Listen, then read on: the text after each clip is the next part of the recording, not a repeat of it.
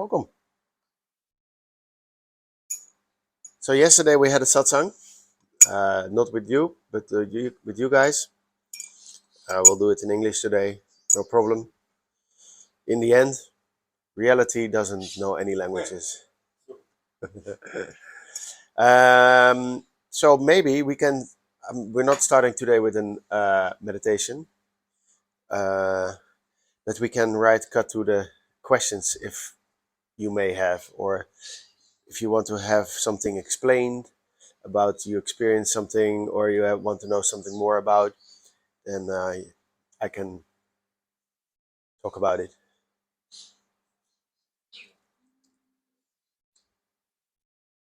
I have a quick question. Mm-hmm. Short.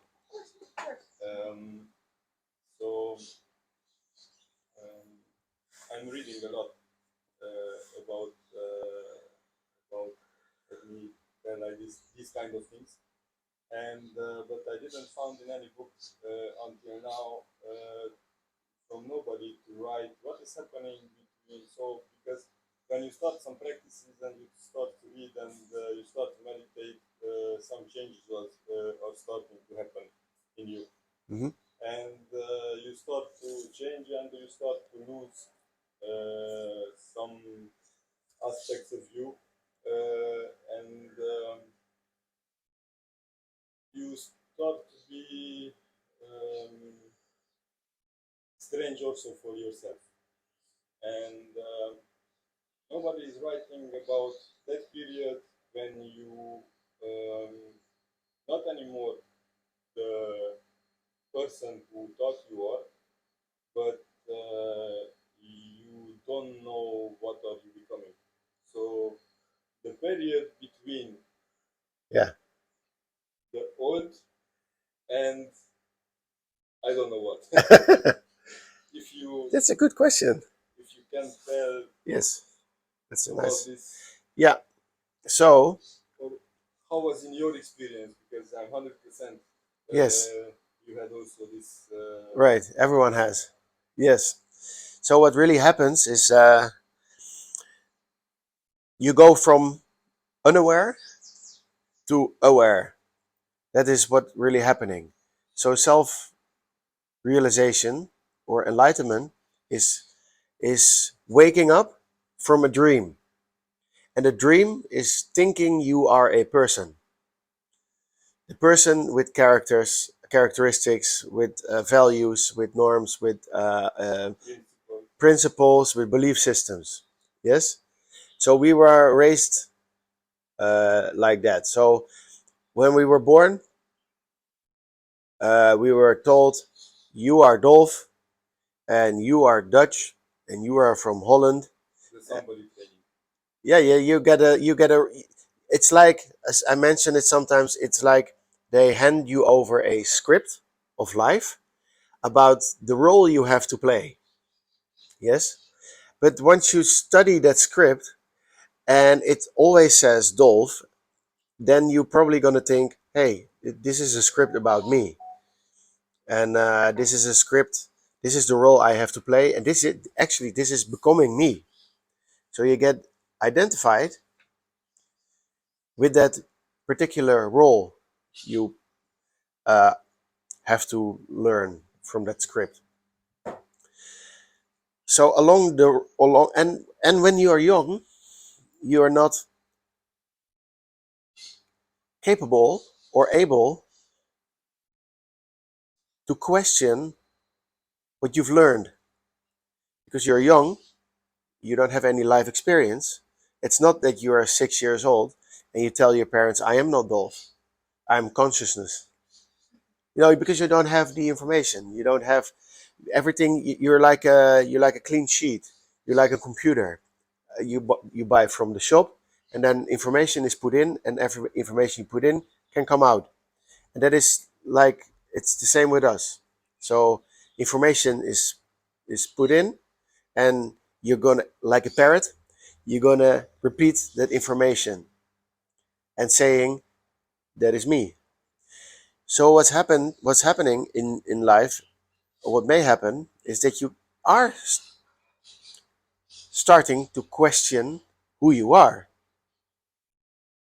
And most of the times it can be through crisis. So something happens, and then you think, oh, I have to rethink my life, or I have to rethink who I am. And sometimes it can come through interest. So, I don't feel like the way the world works. I see it differently, and maybe I can find some backup or some information to back up that sensation or that feeling or that experience. That's what happened with me. Yes. So And I started to yes, search. yes. So and this is what I learned from my teacher. My teachers, my teacher said, most of the time people through trauma or through bad experience or through negative happenings in life, they want to search for something else. Yes, because in the end, we all want to be happy. That is something we all want. That is not something only certain people want. Everyone wants to be happy. So that is what we have in common. I think we mentioned it yesterday. The fact that we want to be happy is because we recognize happiness, because that is the nature of who we are. But we lose it because we think we are something else. And that is that script we learn in life, the Dolph values, belief systems, etc. And then, at a certain period in life, you do question who you are. Am I Dolph? Am I limited to the norms, values, and the belief system that I have to be from my cultural and society background? And then you're going to read books, or you go to these kinds of sessions where these questions can be answered. And what happens is that you, in these kinds of sessions, like satsang, in the non-dual traditions, in the Eastern traditions, they mirror you with a guru or teacher and show you who you are, who you think you are. They don't say to you, like the rest of the world, you have to be this or you have to be that. You have to be in line, in line in the society. This is the only. These are the only traditions that don't say who you need to be, but question yourself who you really are. And that is complicated because you think from your upbringing, you really think you know who you are. But that's only that script you have learned. Those are only your values. Those are only your characteristics. What you gather, what is accumulated on information, and that is what you think you are. Then some guru or teacher is going to tell you, think again, think again, because all the suffering, the pain, comes from that person you think you are, because it's so limited, and because you're identifying with a limited story, the chance is big that things happen in life that don't go according to the story, and then you feel pain. If do things go according to the story, then you feel happiness. But it's all dependent on how big you are identified, how much you are identified with your story. Yes. So, how do you feel, to come to your question? How do you feel? What is the transition? Now you learn that your ego, and that is the whole system you think you are, the ego is that mechanism that tells you this is who you are and this is who you should be. And that is the rest of the world, and those are bad or good, whatever, different stories. So now you learn you're not your personality, not limited to your personality. And then you think, hmm, who am I then? What the hell is happening here? You know, what am I if I'm not this? And that is exactly the right question to ask, because you can only, or not only, but you can understand who you are by questioning who you are not. You're peeling. You're peeling off all the layers of accumulated information you think you are. And then, and I'm going very fast now, then there's some point there's no peeling anymore. There's nothing left. And that is the stage of enlightenment. Because anything else that there's to peel, it's an identification to information. If you can peel something, that means it's information. The nature of you is not information, but what comes prior to information. That which makes it possible to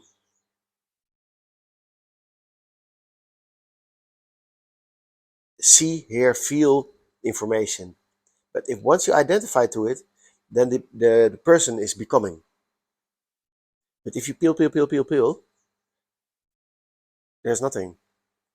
There's what is left is pure consciousness or awareness. So how do you deal with it? Don't, because it won't do anything. Because if you want to do something about it, it's the ego doing something about it. You can do something about it, but you will create another version of a story. What you can do is accept everything that happens, because it's not happening because you intend to do. That is the thinking mind. There's no intention. Everything happens because it happens. But our mind is thinking, what happens is because I intend to let it happen that way. And that is the culprit of it. That's the me thinking it's doing, it's creating, and it's separate from from something else, so I can influence or create it. So just observe it, see it, and if this journey will continue, probably it will feel free because there's nothing to worry about anymore. Yeah, it's uncomfortable when there's still identification with the person.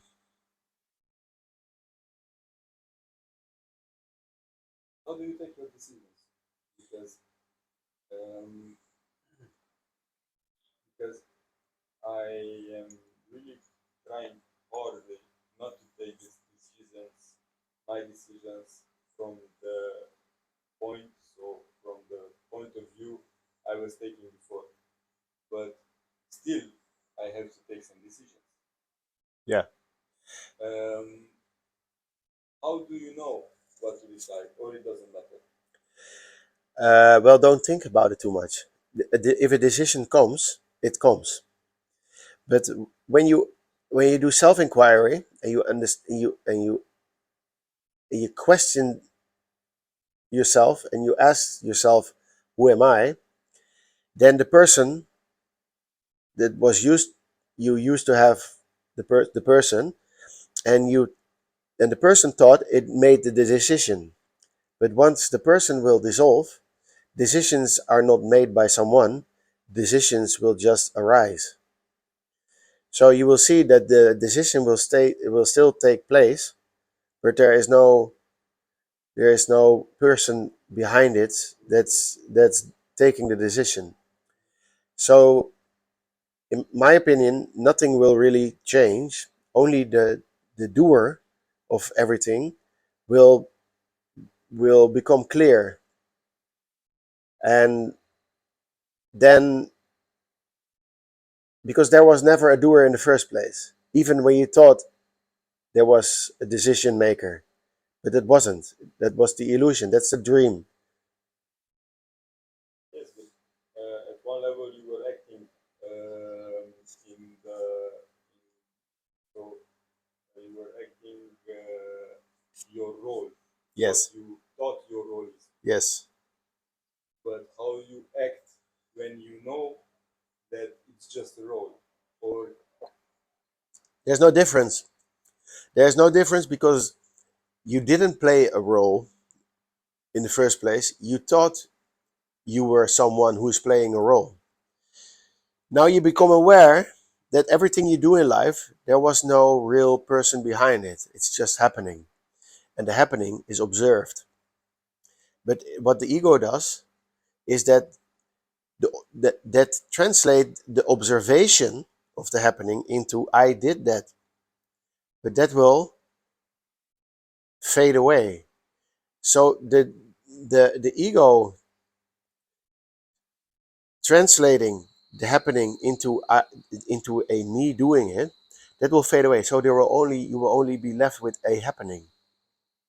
Because the body, like a happening outside me, the body is also a happening. It's not the body doing the happening. The body is a happening as a experience of consciousness. But we're so identified with this as the doer of life, and that was never the case. And once you are into this journey, a shift will start from that always me as the center of life to life. Dissolving the boundaries. Yeah, dissolving the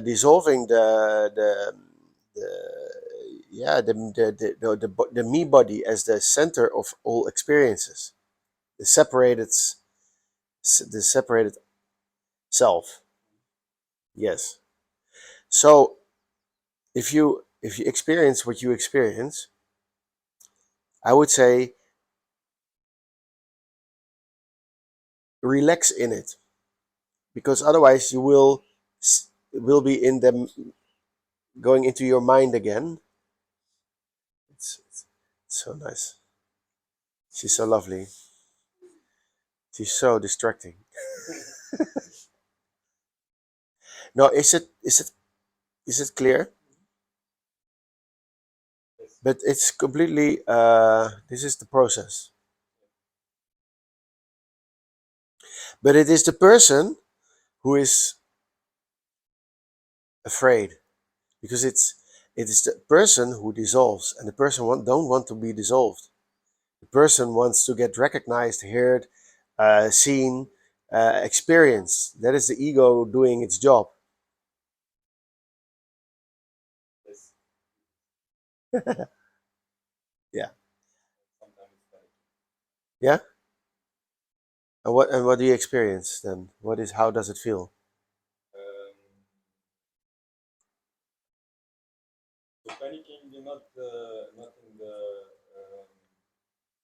not in the medical way of panicking. So not like panic attacks, but um, sometimes, for example, I wish I never started this process, or um, you know, um, I was very sure before that I know who I am, and I know what I want to do with my life, and I did it, and I built up my career, I built up my businesses, um, and but it always was a part in me which I could do anything what I did, but it was not satisfied. It was something missing, and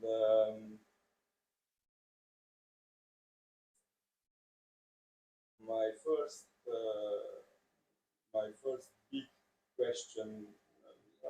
Yes, my first big question moment was when I bought my dream car, and when I drove it, I felt nothing, and I was like, okay, and what's next? Bigger car, bigger house, bigger business, more money, so on and so on. And then I started to search, and I before met some practices during my work. Um, I met with Reiki. I was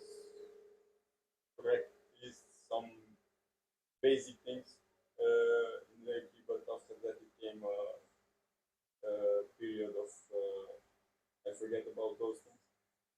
And then it returned, and I started very intensely to read and do some practices, and I started to feel better, started to feel closer to um, something. Mm. But after that, started to feel uncomfortable to do what I was doing, and with the intensity with what I was doing, and I started to feel that I'm doing against something in me. And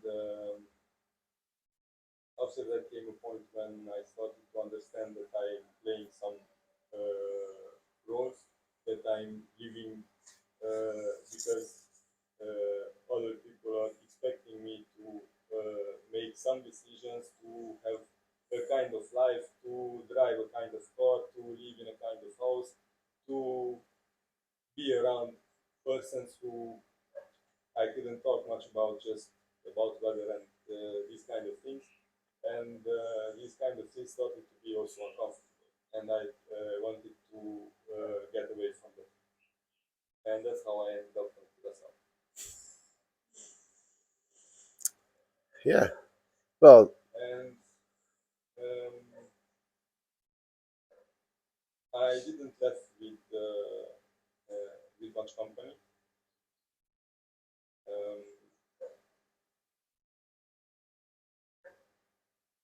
And when you are alone in an island where you don't know anybody, then sometimes or you have moments when you wish you never started. But in the other hand, it's beautiful, it's fulfilling, it's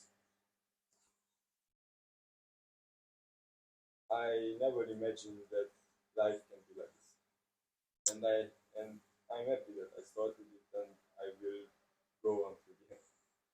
I want to see where the rabbit hole ends. nice.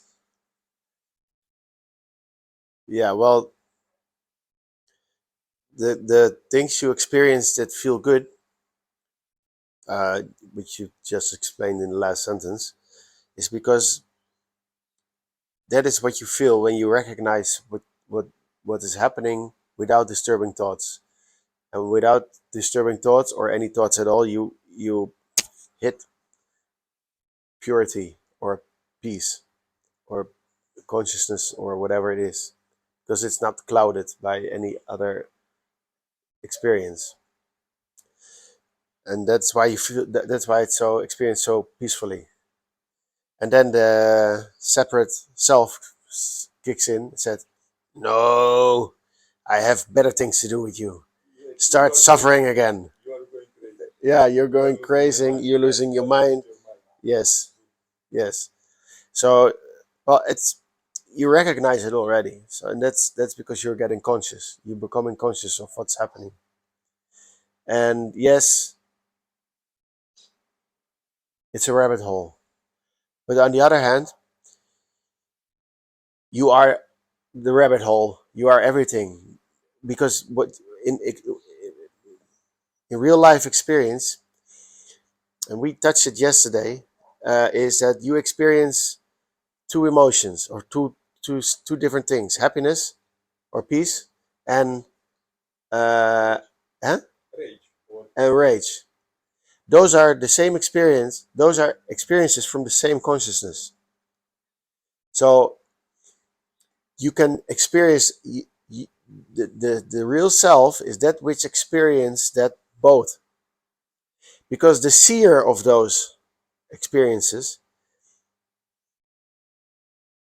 has no emotions. Emotions comes when the eye kicks in, when it's trying to navigate and see how it feels and so on. But the real observer is what you really are. You are doomed with self awareness and an ego, but once you understand it, it will get less attention and it will be less impactful. You will keep on experiencing emotions and feelings, etc. But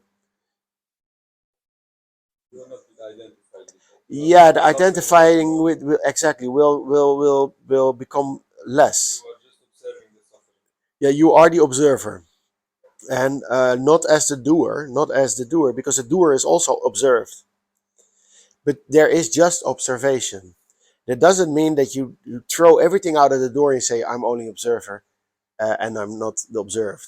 No, you're everything. But once the attachment gets clear, the attachment to the worldly me and worldly affairs, then then things will not become so important anymore. But now the trend the the transformation you're in, that is the hard part, because on the one side you have the self, the understanding of how the self with the big S works or what it is, but you experience the separate self, The and result it's of the ego. yes.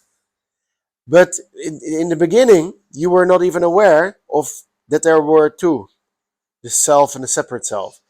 So there was only the separate self, and it was happy because it got its car and its nice house and its money and I don't know. But then you got a unfulfilled feeling arising that nothing can be too big and nothing can be too much. There's something Nothing can be unfulfilled. expressed. Yes. So there's something to be unfulfilled. Then, from that crisis, you think, I have to look for that unfulfilled feeling. And then you come logically on the path of wisdom, because the self cannot deny itself, the real self, because the separate self is also a part of the real self. But the real self is always what's left. If you leave all the information out of the separate self or the ego or big cars, money, whatever, you stay with the self. So it's always there. And that is why we are looking for peace, because we recognize it, because we are it. But since we have such a complex self awareness with an ego that is ruining that peaceful state of your true nature. So I wouldn't do anything about it. Let the self realization do its own job. Because if you're going to fight it, you're in the system you want to get rid of. So that will be a self fulfilling prophecy. Yes. So I can't recommend anything except for meditate on silence. Because every minute there's no thought, it's a win.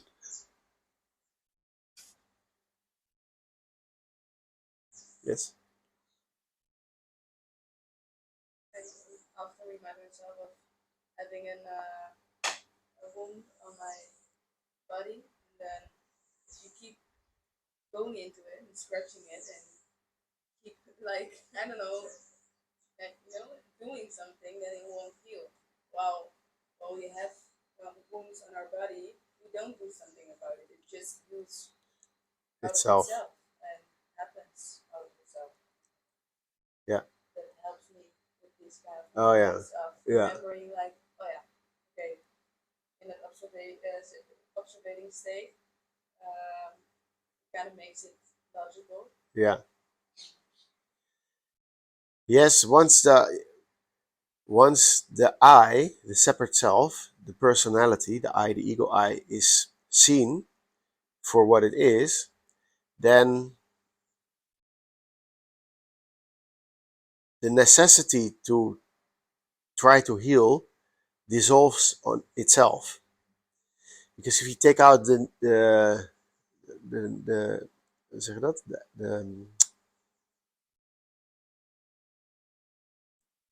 De angel. Oh, The when a bee stings you, Yeah, yeah, I understand. Yes. You can try to Spike. spike The spike. the spike. Yes. So you can try to heal, but when the spike is still in, it will keep on. It's hurting. Yes. And the ego, the separate self, is that spike. But once you understand how it works and what it does, but it's so terribly difficult because it's the ego continuously doing this process. So how can you move from not being the ego trying to not being the ego, because it's the ego doing not being the ego. It's very complex. And then only from silence there can come clarity.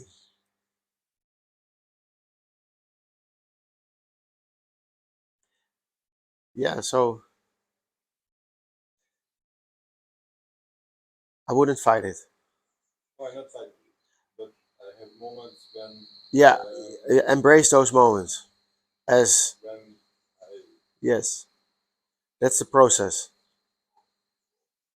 And I cannot look into your head, so I don't feel the pain or the rage or whatever it is. So I cannot, but I can tell you that this is normal, and everybody experiences even without the spiritual development. Um, but you feel that it's bringing you somewhere. somewhere. Where is the somewhere? Yeah, well, that's the next part. There's no somewhere. Uh, it is, yes. That is the difficulty of enlightenment, is trying to reach home while you never have left home. Yes. It's remembering the remembering. Yeah, it's realizing. Yes, and maybe yesterday I was referring to it as there is nothing that is not you, because everything you imagine yourself to be, or everything that you see or hear or whatever, is you.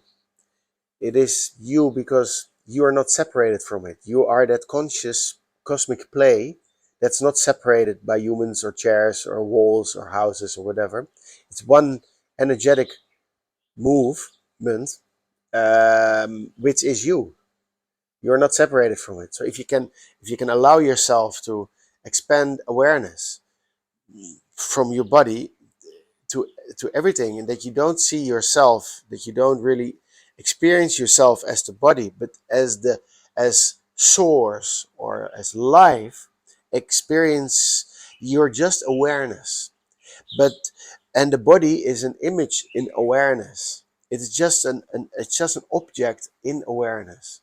So you're not the body, you are just that awareness. But since we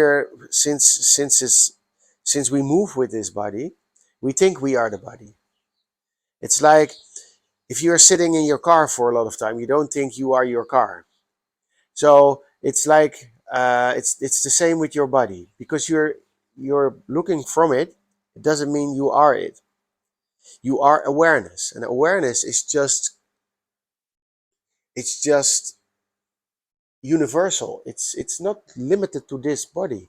This body is just an object experienced by awareness. And then you suddenly see that whatever is happening, you're not limited to the observer, but you are that awareness where everything happens in or through or as. And that can only be if you meditate on who am I. Who am I? Not who am I as a body, but who am I? What is observing? What is really happening? But this identification with the body is so uh, intense. It's always about this body. Because from when you are a small kid, tell that your body is you. Yes. Because you understand that you are, for example, body. Yes, you are body. Yeah. And when you look in the mirror, then you see your body, and that body is body. Because, for example, a long time in my childhood, I was talking about me in the third person, and so my parents systematically educated me that I don't have to talk about Balin wants to do that and Balin wants to do another thing and Balin needs to go to the toilet and so on and so on. Because I am Balin. So I have to say that I am going to the toilet. I want to do that. I want to do that. So that's how you are. That's how you are trained. That's how you are programmed to Yes. understand that you are your body. Because our culture, our civilization, and also the Christian perception is identification with your body. Because Yes. in that moment when you exclude that there is no reincarnation, then you exclude the possibility that is something in you which is not identified with this body or the body what you had 200 years ago or 1,000 years ago, and so on and so on. So it's your only life, so you are you have to do this. And your body is you. It's not, I like the concept that it's not just a spacesuit where the consciousness is coming and it's adapting to spaceship Earth. Yeah. Yes. Yeah. Yeah, and then because we have such a developed sense of self-awareness, because you can tell a donkey you're a donkey, but he will never think it's a donkey. So the problem with us is we have such an developed sense of self-awareness that if you say 3 times you are Dolph, you really think you are Dolph. Yes. So becoming not Dolph or unbecoming Dolph or not or becoming not limited by Dolph it's tough. But yes, I think when you learn at an early age that you're not limited by Dolph, you are awareness. So you don't think only from the body, mind, but as more as a universal consciousness. Probably would less. There would be less self-suffering. I also the same. Yeah. Yeah.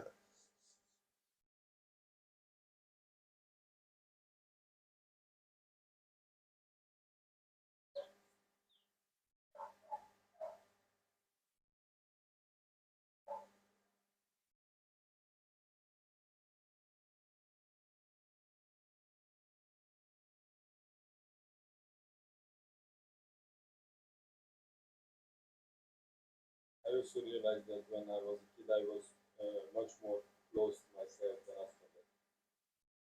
So somewhere in 7th, 8th grade, I think somewhere then I started to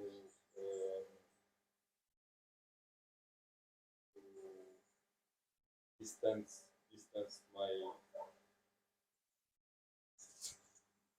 myself from myself. Hmm. Yeah, because from that age you need to be someone to survive in this world. First thing you have to be cool. Yes. And that you became cool. Then you are somebody. Yeah. No, that's a process. The probably the human process is,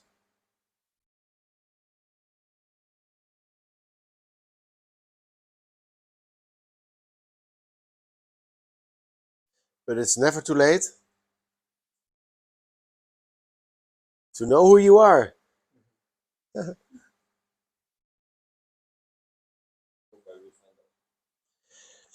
Well, the good thing is you already are. You don't have to find it. So, but realizing that's probably the.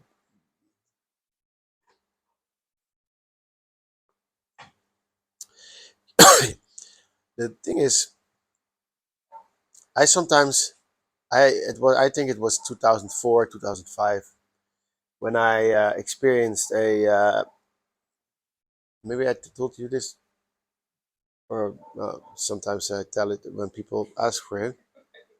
Huh? It was I you. recognize. No, no, no. I recognize the fact that you don't know anymore if you said something already to a certain person. Yeah, Like, yeah. So this awakening feeling or experience. Um,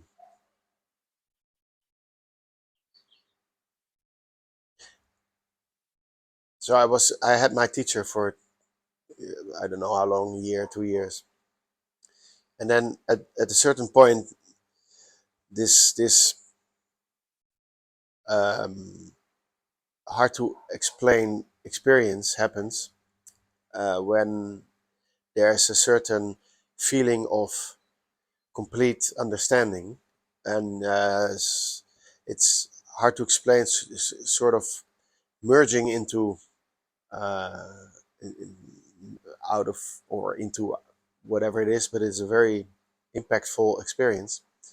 Um, the, it took some years after that experience that the dust would settle, but then the process from not the ego the ego person not as a center of experience anymore, but that the ego is observed, that shift, that is remarkable, but also not very remarkable. I thought that it, that enlightenment or self-realization or whatever you call it, that it, it's very mystic from the books, and because people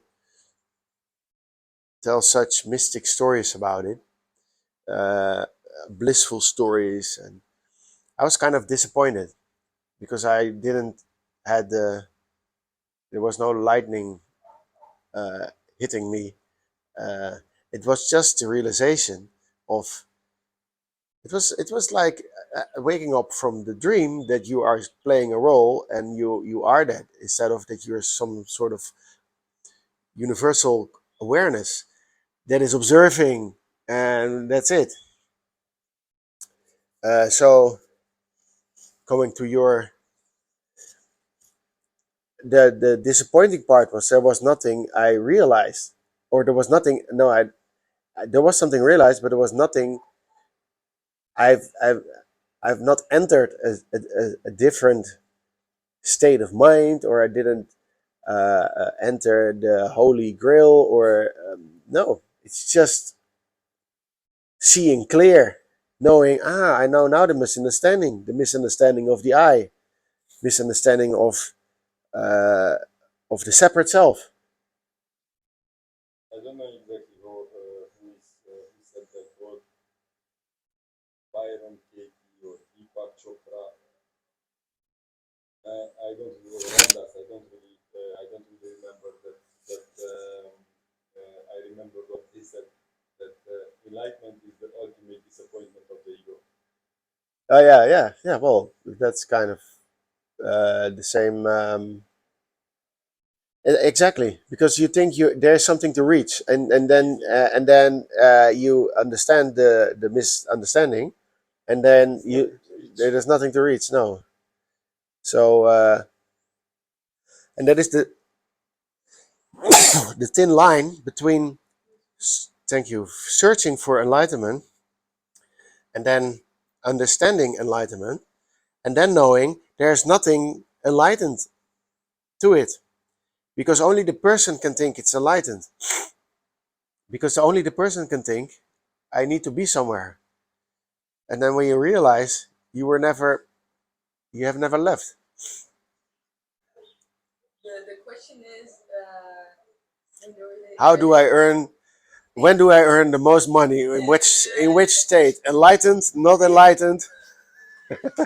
No, the question is the the moment of realization that there are no questions. What? What? Yeah, yeah, yeah. The So the, the dissolvement of questions. yes, Yes. yeah. Yes. What's that? That's the only question. Well, when I told my teacher, I have no questions anymore because it was clear. Well, you do have questions about how on the technical stuff of life, but not on the level of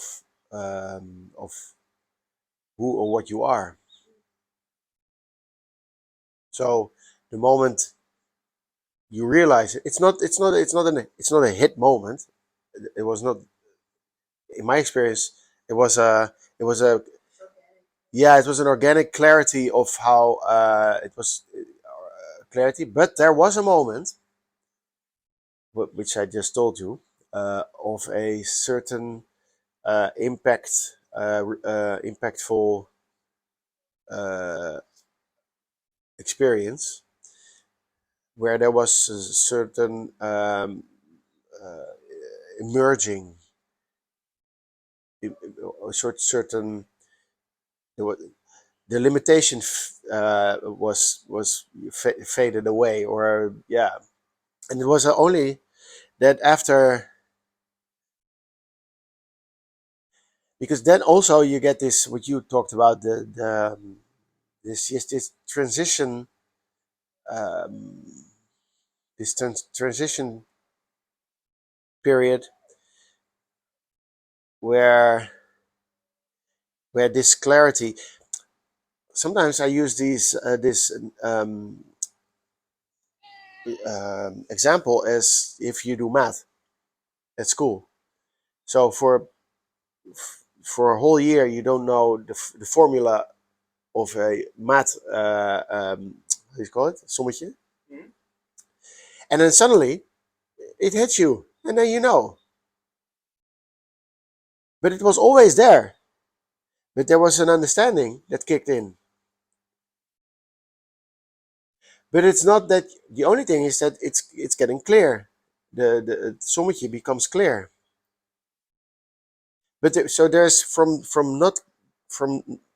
not being clear to clear is, you never know when it's happening. You don't know what the moment is. You cannot predict the moment when het kwartje valt, when the Yeah. when it becomes clear. When the coin strikes ground. Yeah, it's a Dutch kind of way of Expression. Yeah. Yes. Yes. It's like learning to ride a bike. So your parents are guiding you, and it takes maybe a day or a week or maybe 2 months.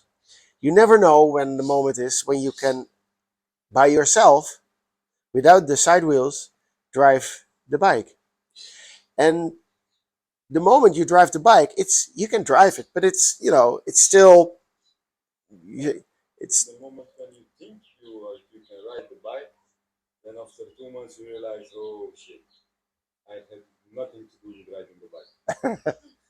but And after another 2 moments, yeah. you feel the same and same and the same. Yeah, and when you ride a bike, and suddenly you can ride it alone. So you on the two wheels, and then you ask yourself, or you see, from how did I not how how did I not do it before? I mean, it's so simple.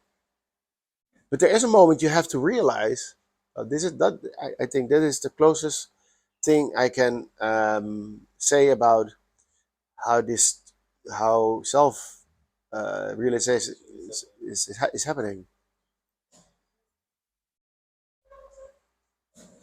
Yeah, that's also um, the You cannot explain how it feels to and that is self inquiry in this tradition.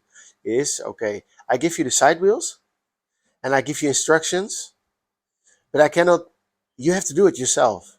I don't do anything. I guide because I the way I've been taught, or how you have to use words to try to explain how the misunderstanding of the separate self works.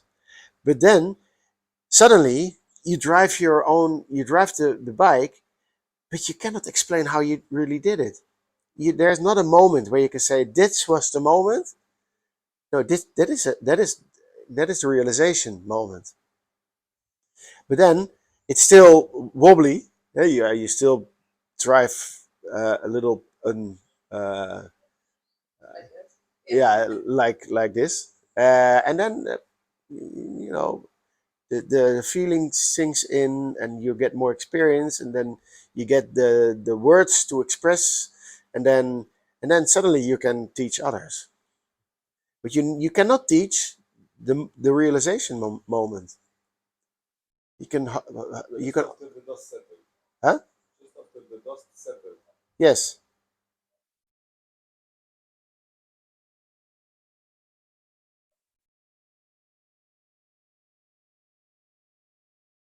And that is why realization is so hard to grasp, because how to grasp bicycling, cycling, you cannot, if you don't have never done it, you cannot experience it. Yeah, and I think it's also the, the part of the separate self wants to make it controlling it in a way of putting time on it. So, oh yeah, I've done it in this amount of time.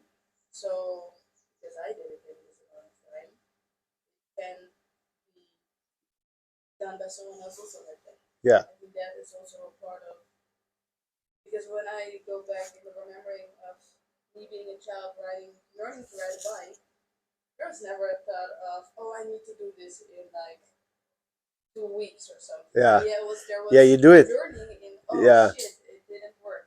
But there was no disappointment in, oh shit, I only have 2 weeks left. You know, Yeah. Oh, that's I think that's yeah. also Yes. the inner, that's inner root, In intertwined, in the twine. in that. Yeah.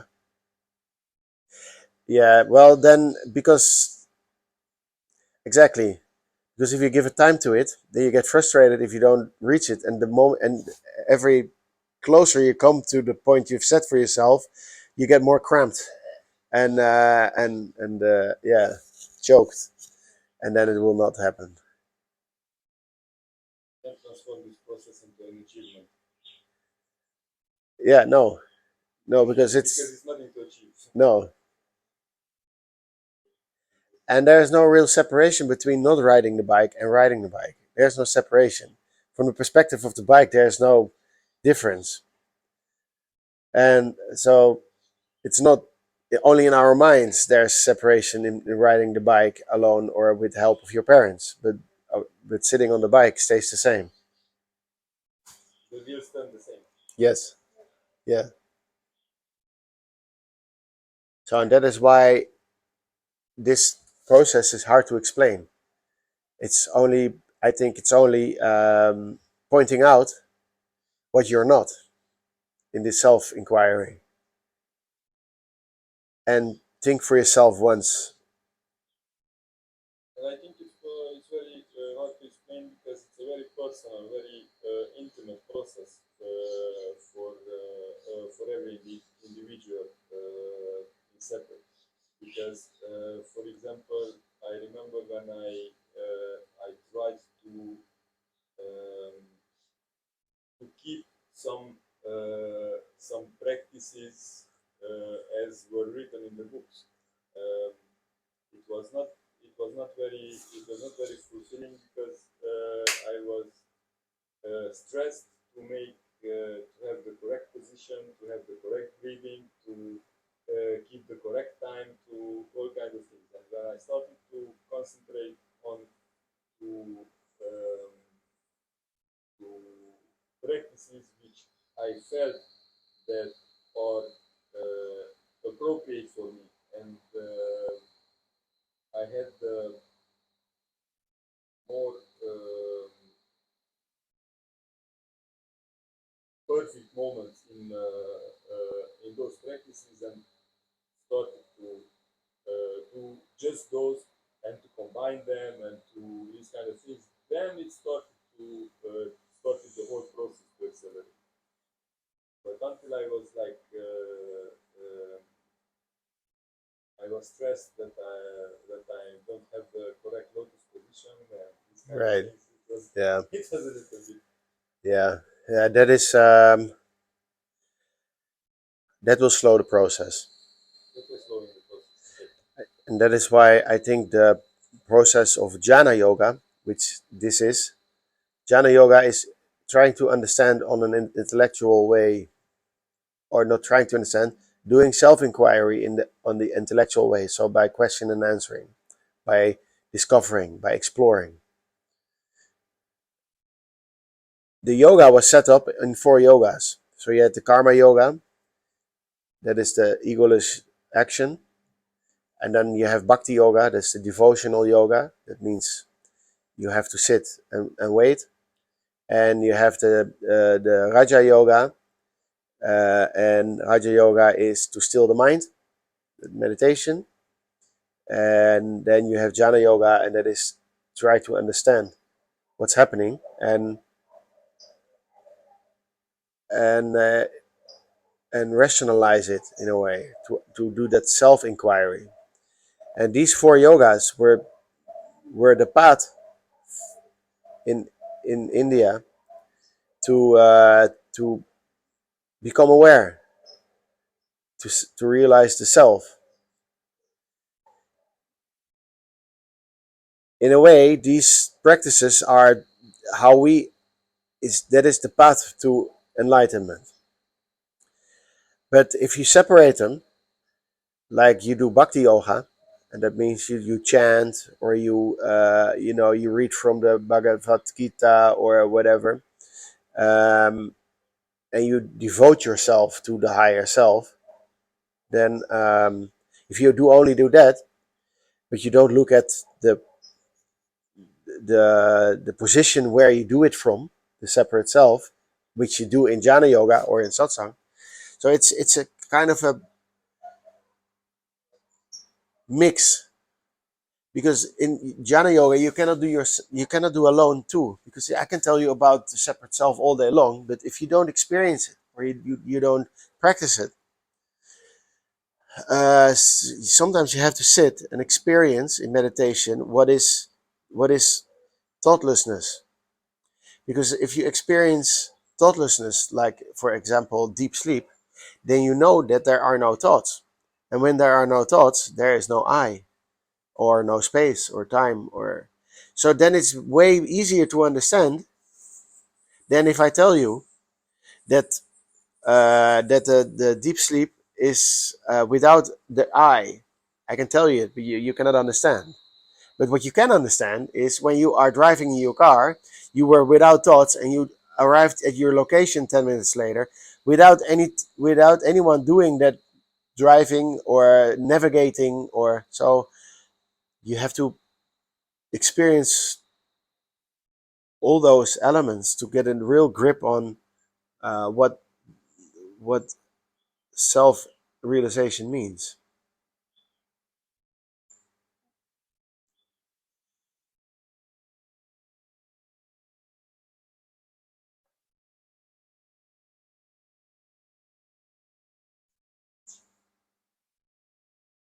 Into a blind lotus follow. Yeah. And I really don't know what I'm doing here, but it's yeah. No, I really don't have any idea what you're doing here either. Yeah. Yeah, but that's probably the beautiful part also of it. When there are no thoughts, there's just being, and then out of that there comes words and things, translation, expression. But Yes. there Yeah. is Yeah. probably doing exactly the exact thing. And yeah, and accepting that everything happens just as it happens, and not without the disturbing thoughts saying it's not good, or what you do, or it's not the right path, or whatever. It's all there. There is no you involved in any way. So just accept, or just be it. It will not happen differently because you have thought about it. That's the illusion. That's a real illusion. Maybe you don't have to experience yourself, but I can tell you that. It will make your acceptance level bigger because it was told. Okay, so I am thinking I'm taking that direction. That direction you would take anyway. There was no you involved doing that. And that's the hard part because people lose their um, lose the feeling of ja, choice, but hoe zeg je dat?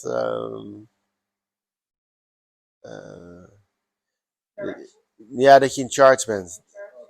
Control, yes. So that's one of the things of self-awareness. It creates a separate self, and the separate self thinks of itself as a person, and then saying, "Oh, I'm a person, so I can direct my life." And that is that's the feeling of control. So the feeling of control comes from the fact that I think I'm a separate self as a person. And when there's a separate self, then it can go in a different direction than someone else or than life. And that's the illusion. So I have a question. There's no good or bad, but what's the difference between good and bad, positive and negative? Say the choices you don't make good choices are already laid out for you. I understand behind it. Yeah, well, their choice is not laid out. The choice is an experience from the thinking mind. So there's not the choice is not prepared already before you experience them. The choice is the narration of the ego of a happening that happened already. But I mean, like in this moment, you have choice. In this moment, there's The moment you have choice. no, because the choice needs an owner. Someone a choice is the fact that someone thinks he's choosing. So there must be a person who's choosing. So a choice is related to the person, to the ego thinking, to the ego mind. So once you realize that the ego mind or the personality is just a narrator of what's happening instead of the doer of what's happening, then there's no choice. The choice is let's take an example. We're riding on a road, driving on a road. So there is a crossing at the moment, and you see you can go left, you can go right, you can go straight on. What's happening is, let's say you go left. What the mind does, what the ego mind does, what the thinking mind does, is it says, I chose to go left. But now I will tell you what really happened. There was a going to the left. There was energy. There was the motion. There was going to the left. Then there is the thinking mind that sees, that observes that going to the left, translate that into I am going to the left, translating it to I chose to go to the left. So from flow, so from only going to the left, not me going to the left, but just going to the left, it became a nanosecond later, I chose going to the left. Because the ego mind wants to thinks it has control over the situation. While the situation just happens, and so you first have to observe the happening. Then the happening needs to be translated because the observation needs time in your brain to conclude what's happening. Then the conclusion is owned by the ego by saying, I did that.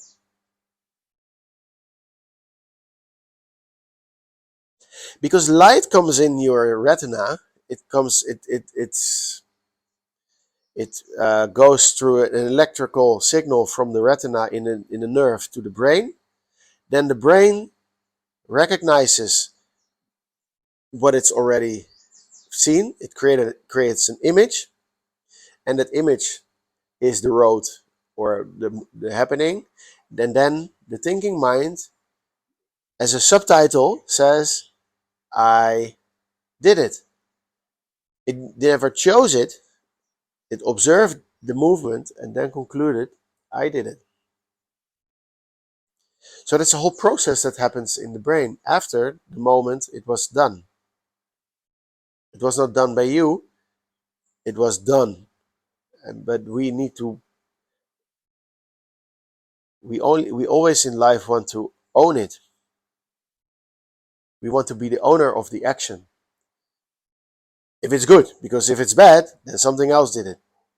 So if you went to the right, but something went wrong, you say, well, there were different factors outside of me who influenced that. So for the good, most of the times you say, I did it, because then you can proudly say, I did it, because You can shine your ego. you can shine your ego. And if something happened to you that you don't want, or it's negative, then most of the times it was because of someone else, or something else, or circumstances. And there you can see how the ego mind is playing with you, or playing with itself.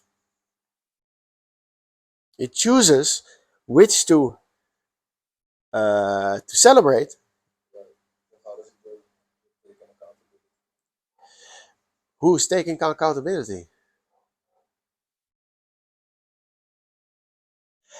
Every question that comes up with and how does it work this way, and uh, take the I under investigation, and then every answer will be solved.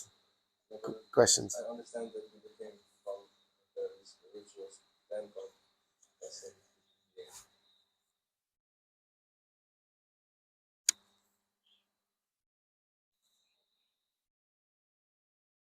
here on earth, this is physical. So we are, as humans, gateway communicators to the awareness and the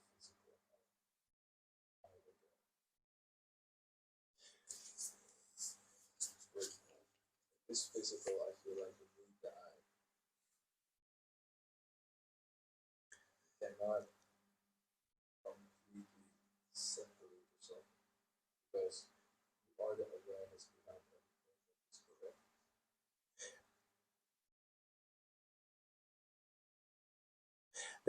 There's the thing is that you are so convinced of a certain way how things work. No, it doesn't really matter. So the fact that you question yourself, because first you I said um, first of first you pose a reality. So there is separation between you and the spiritual world or a consciousness and a world. So you you pose a truth, and then you're going to question yourself. Yeah, but I have other information that it might be different. You have to ask yourself for the first time every truth you pose. You have to investigate that already before answering questioning another or having another question. So, for instance, you say there's a spiritual world and a normal world, or consciousness and the human world. That is that is a belief system. So you take a belief system into reality as a truth, and then you're going to question it with something that's called spiritual or whatever. Ask yourself every truth you say. You have to discover if it's true. You have to question the nature of your reality. It means that all what you think is true, you have to question if it's true. Because you thought that humans are gateway between physical and spiritual. Is that true? You have to understand what you're telling yourself first. Is a human having a spiritual experience, or is a soul having a human experience? What do you think? Which way it is?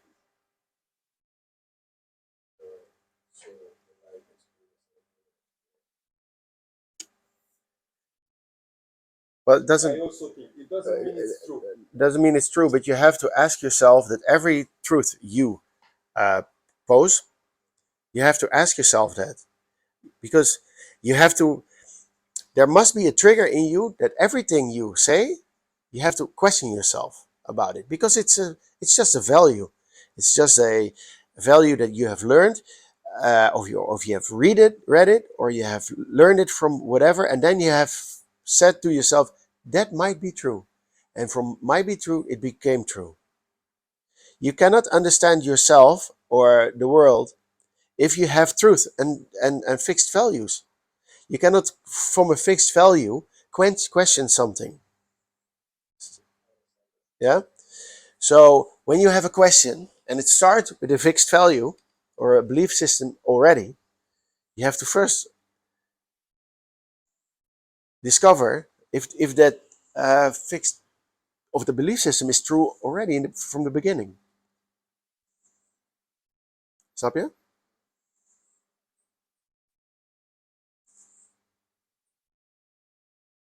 En zo doe je eigenlijk zelf, zo start je dat onderzoek.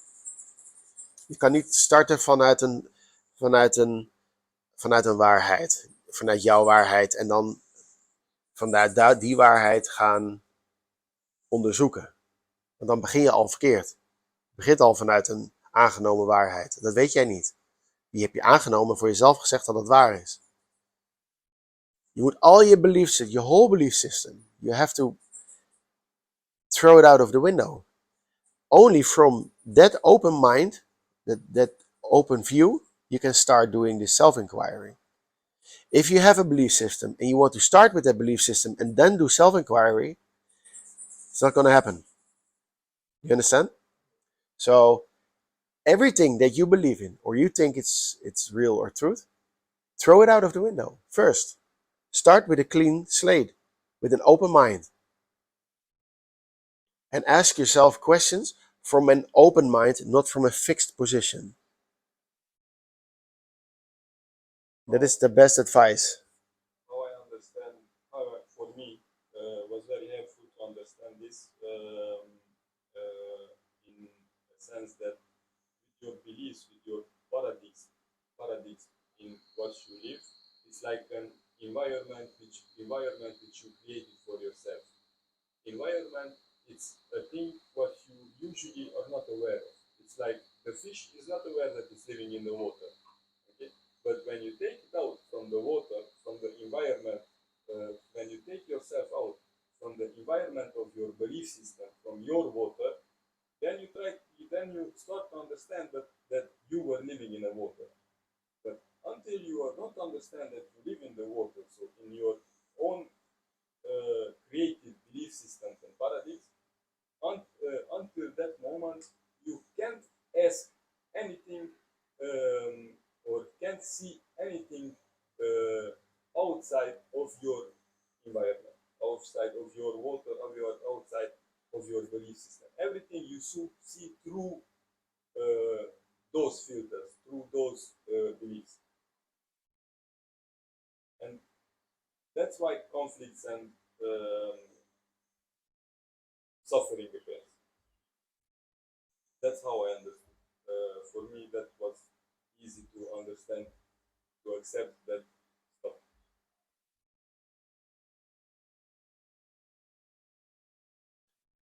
Ja. Heb je nog een andere vraag?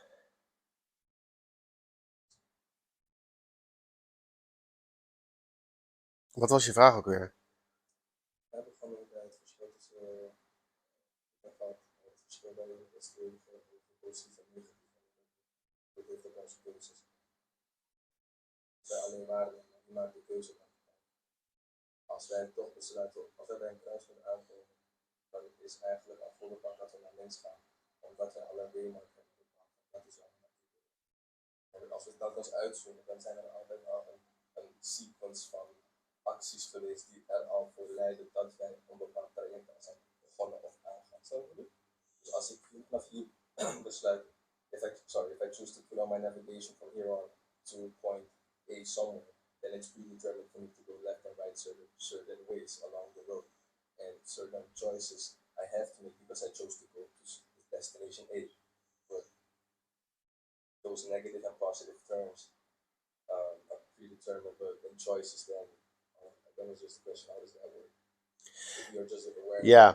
you don't have no choice. Well, the only thing I can only say is these questions will be answered once the I in everything will be investigated.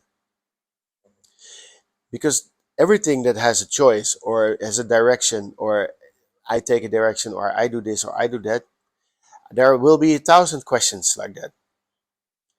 But there's only one overlap in all those questions.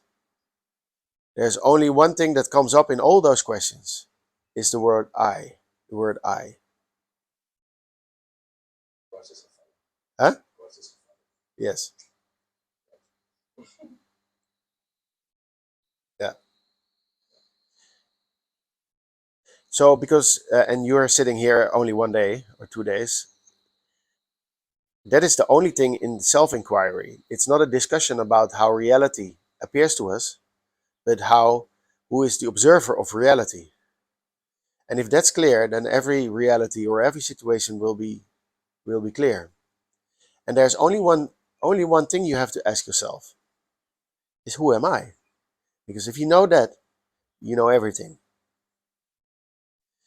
So in the self-inquiry in the non-dual tradition, it's not about understanding the nature of matter, but the nature of you, of consciousness. Because if you realize that consciousness is the nature of everything, then it's only a joy to learn about matter or the physical things in life. What if matter is also consciousness? Matter is consciousness. There's nothing outside of consciousness. Everything happens in consciousness. And that is literally the translation of non-duality. It doesn't mean there is one, it means it's not two. Because one is pointable, but not two. Where do you point at? There's no separation.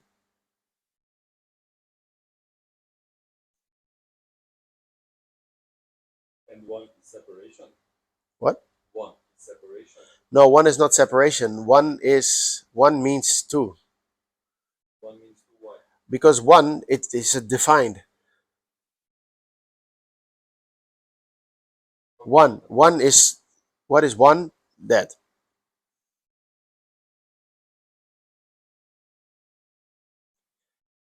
If you have not two, then you don't know what it is. It's not one, it's not two. It's kind of everything. It's all it is. Yes.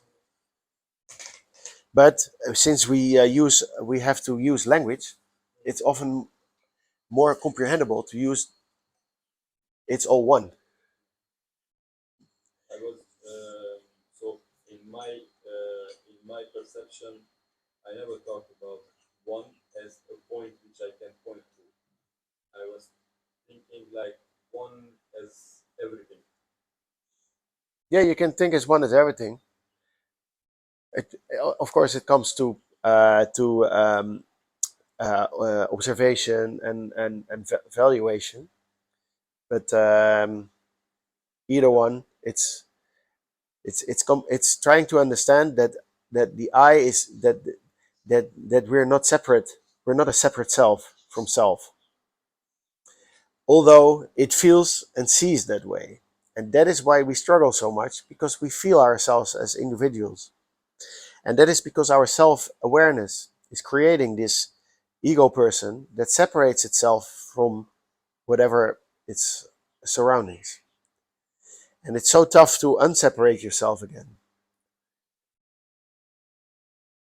That's quite a job, but it's very doable because you're not separated. But you have to. It's that thin line what I was telling about riding a bike.